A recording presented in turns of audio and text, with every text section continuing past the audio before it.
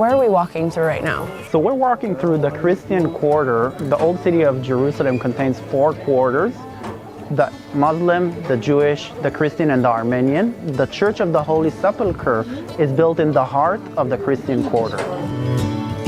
Right behind me is the Church of Holy Sepulchre, which is said to be the place of Jesus' crucifixion and resurrection. I'm about to head in and learn all about the history. Let's go.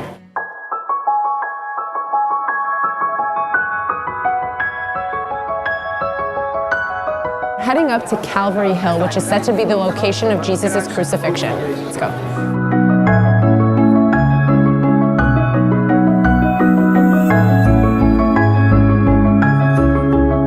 The real question is, how do we really know this is the exact spot of Jesus' crucifixion? I would not tell you anything that I can't support with historic facts. Today, what you see here is a Catholic church built in the 1900s on top of an early church built in the 4th century AD. In the case of Christ, from reading the Gospels, we know a lot. We know he was crucified on a hill. If you notice, we walked steps going here. Remember how Jesus himself was a Jew. So all the burial customs were according to the Jewish religion. So this location of the exact church we're standing in today is outside the city from the time of Christ. And until today, Jews don't bury within the city. In addition, in archaeological excavation, they found here a Roman temple to Aphrodite that the Roman emperor built on top of the place of the crucifixion to block it from early Christians to access the place.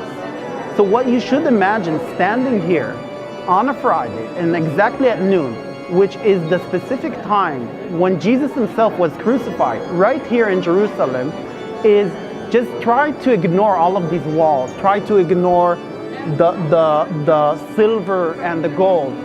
Just imagine Calvary Hill, which we're standing on, with 3 crosses as described in the Gospels, and Jesus in the middle. Now, if we continue to read in the words of the Gospel, we will discover that they did not allow Jesus to hang on the cross for 3 days, like other crucifixes historically used to. Why? Because according to Jewish tradition in Jerusalem until today, you don't allow people to sleep a night. What they mean is that people who die will bury them in the night before the arrival of Sabbath. And third, it's outside the city of Jerusalem in the time of Christ, which is most likely according to the Jewish law. Combining all of this points out to be the place. We also coordinated with the exact time, which is a Friday in Jerusalem at noon, where we're at now, in the exact place where Jesus himself was crucified. So now that we've seen the site of Jesus' crucifixion, we went downstairs to see where he was buried. This is the place where he was buried. Again, the obvious question is, how do we know this is not a fairy tale and this is the exact place where Jesus was brought? So if you come here to Jerusalem and enter, you will see kind of a stone bed. Parts of this rock originate to the 1st century AD, to the time of Christ. So these are people coming from all over the world, waiting for sometimes a couple of hours in line to come and see and testify in person that the tomb of Jesus is empty and Jesus has resurrected. Wow. What we see here is a relatively modern monument, not more than 200 years old, and it was renovated recently. In fact, during the renovation, they opened Jesus' tomb for the first time after 500 years to discover and validate what they thought to be the right spot. Can you imagine what they found after opening this tomb after 500 years? Anyone who will enter there will see a marble bed. And so they lifted that marble bed. Underneath it, they found an earlier green marble with a cross, an ancient cross, pointing out that this has some sort of Christian sense. Once they lifted that up, they found an original bed dating back to the time of Christ. Another proof we will see next is inside the cave, which are another set of caves dating back to that time, validates that this was a special tomb that was so special they wanted to exclude it from all the rest and make it stand for itself, most likely the tomb of Christ, where Mary Magdalene and Mary, the mother of Christ, came here on the Sunday discovering the tomb is empty and Jesus has resurrected.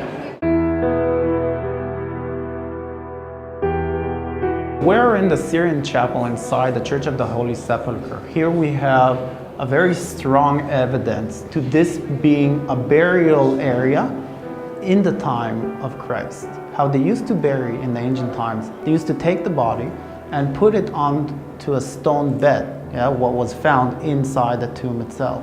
Put it there for a year until the flesh, the body, used to decay. Come after a year and collect the bone into a special box big enough to fit the biggest bone in the human body called the femur.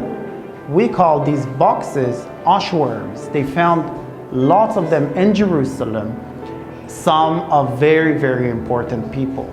For instance, they found the ossuary of Caiaphas, the high priest that is mentioned in the gospel. And here in the Church of the Holy Sepulchre, we have very strong evidence because we have some of these caves dating back to the time of Christ. And this is what I want you to see right here. So if we open again this book and read the words of the gospel, we read of this man called Joseph of Arimathea, who is known to be a wealthy man, gives his cave to Jesus. There is a nice joke I heard from a pastor a couple of years ago, is that Joseph of Arimathea comes home after giving Christ his tomb, his cave, and his wife goes, you know, honey, I'm so sorry you gave it away. I know that Jesus is the Savior and all, but you know, it's a family cave and it costs a lot of money. I don't know what we're gonna do when we're gonna die. Where are we going to be buried in one of these shafts? Because it's all gonna be filled up. So Joseph of Arimathea says to her, honey, don't worry, it's just for the weekend.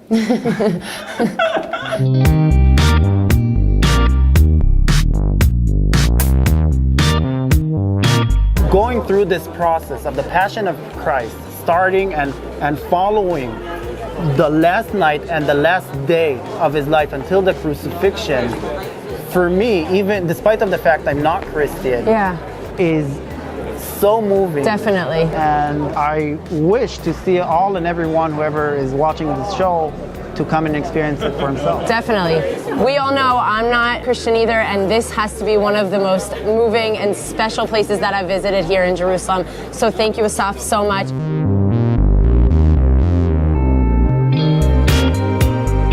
So we just finished our trip here in Jerusalem. Make sure to check out Asaf's tour company. We're going to link it below. And of course, stay tuned to see where I cruise Israel next. Bye, guys.